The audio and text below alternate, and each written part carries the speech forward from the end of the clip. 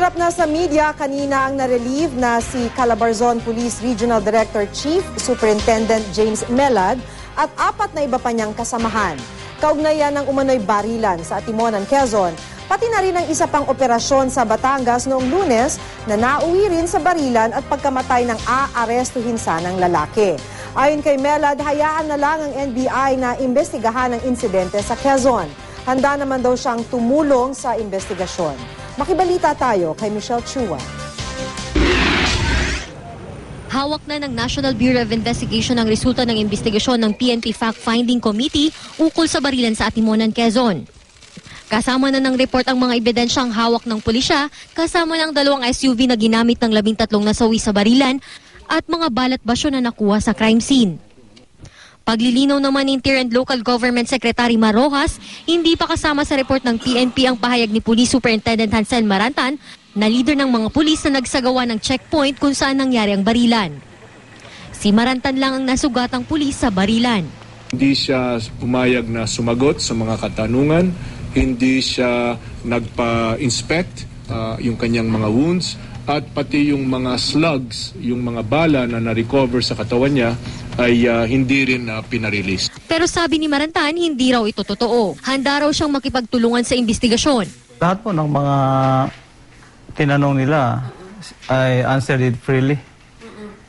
Even the Commission on Human Rights, nag-take down notes sila. Even the members of the SOCO, together with the CIDG, nag-take down na sila. Mataas pong respeto ko sa SIG Secretary, mataas ang respeto ko sa ating Chief PNP.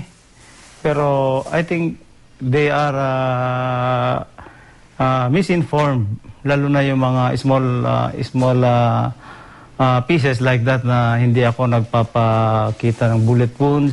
Dagdag pa niya, lehitimong shootout at hindi ambush o overkill ang nangyari dahil dinipensahan lang daw nila ang kanilang mga sarili. Pinabulaanan din ni Marantan na siya raw mismo ang nagbaril sa kanyang sarili. Voluntaryo rin daw na sinabi ni Marantan na kunin sa pamunuan ng St. Luke's Medical Center sa Taguig ang mga balang nakuha sa kanan niyang tuhod. Kabilang din sa mga patuloy na inimbestigahan sa kaso ang mga nakalap na litrato sa crime scene bago dumating ang SOCO ilang minuto matapos ang barilan. Makikita sa mga litrato ang ilang pulis na nagmando sa una at ikatlong checkpoint. Inaalam ng mga investigador kung bakit kakaunti lang ang nasa mga naturang checkpoint, gayong heavily armed group daw ang inaasahang dadaan doon. Sa gitna ng investigasyon sa operasyong ito ng Calabarzon Police sa Atimonan, isang operasyon pa nila sa San Juan, Batangas ang inimbestigahan.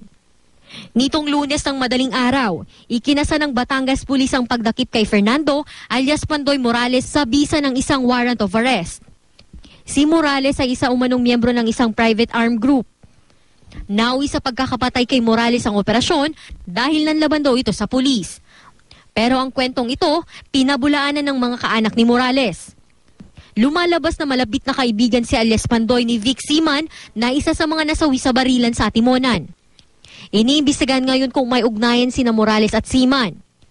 Dahil sa magkasunod na operasyong ito ng Calabarzon Police, tinanggal sa pwesto ang kanilang Regional Police Director na si Chief Superintendent James Melad at 4 na iba pa. Nawala ng kumpiyansa ang Pangulo sa pamumuno ni General Melad. Bunga ito ng mga insidente.